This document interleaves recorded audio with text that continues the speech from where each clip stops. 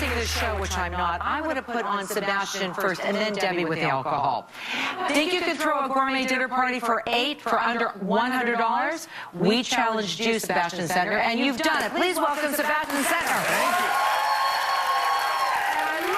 You did for us today, which we'll walk through, and these are all very unusual and very creative things. And you know what? But there's nothing to drink, so I'm actually kind of happy Debbie was here first. Okay, all right.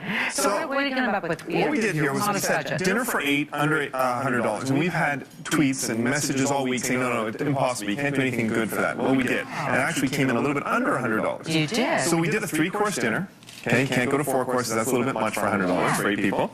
And we're going to start with a soup course. Now, soup can be very boring and traditional, but what we're going to do is something interesting here.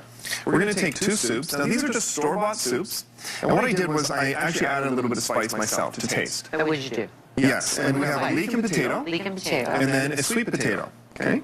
Or you can also use, and what I'm going to do is I'm going to pour these both in at the same time. I'm going to try and make this like more on the white, a little bit more. Come on!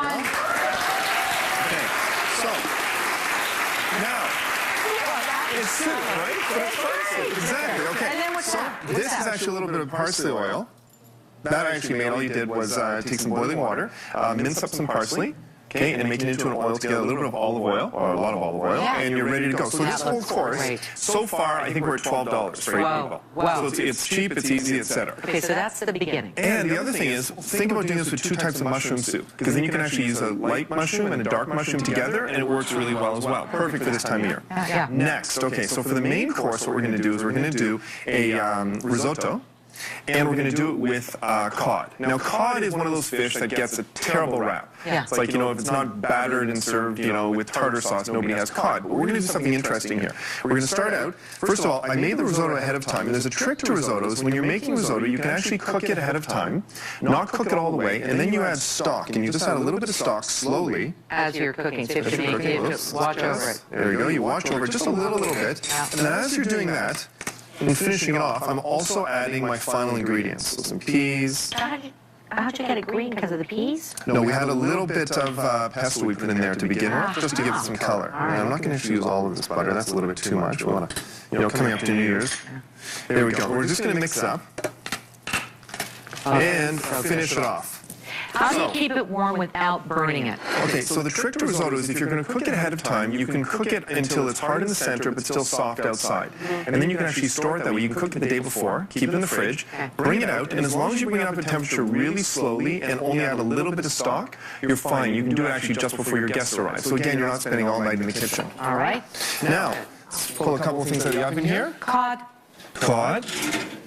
All right. So there's the cod. Great. Come on. So the cod, and here's some crispy leeks. All right. So, and then we're going to put it all together. So again, what we did here was we took the cod, not black cod. 2 different things. You go to the grocery store, ask for black cod, you're going to blow your budget just on the cod, on the black cod. This is regular cod. We started out with some red pepper and garlic, so sauteed that a little bit. Then we added our tomatoes and tomato sauce, and then finally we added the cod. So what ends up happening is that it's a nice fish because it's nice and dense, right? It keeps its moisture, but it's also inexpensive, and you can add really good flavor to it. So what I'm going to do next here, now there's 2 ways to do this. You can spoon it on, which is what we did over here. Yeah. But you know how with me presentation is everything, so Get your ice cream scooper. Ice cream scooper, exactly, because everybody has an ice cream scooper at home. And let's try and get this to look. There we go. Nice. All right, 2 different looks. It depends what you're looking for. And get out my cod. So all the recipes are on marilyn.ca. Everything is right there. So so how much is this main plate? Okay, so we spent, I said, about $12 on the appetizer. The main course for 8 people came in at about $50. And what did you put on the fennel?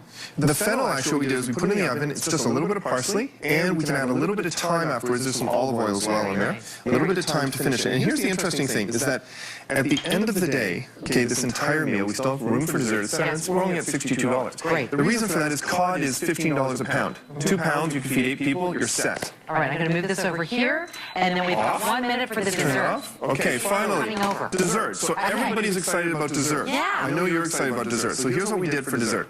We started out with something called the verrine. So anything that you serve in a glass we call verrine, which comes from the French word of verre. And I really like to use stuff around the house that's a little bit different. So I'm taking wine glasses, and what I'm doing is I'm stacking in some brownie. A little bit You of... thought that you didn't make Yeah, it. no, I didn't make any of this. Right on. And we're going to add in a Was this little... another brownie? No, that's biscotti. Oh. Keeping the Italian feel. Right, there you go. You can have those. A little bit of sea salt, because you know sea salt goes well with chocolate, and some dulce de leche. So, Whoa, that looks good. and then, Find that. okay, you can either buy dulce de leche, but here's the trick about dulce de leche.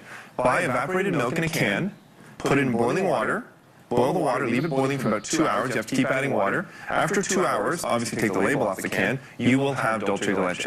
You don't actually have to buy it. It's super easy. I'm having a brownie. Keep talking. A little bit of ice cream, chocolate ice cream.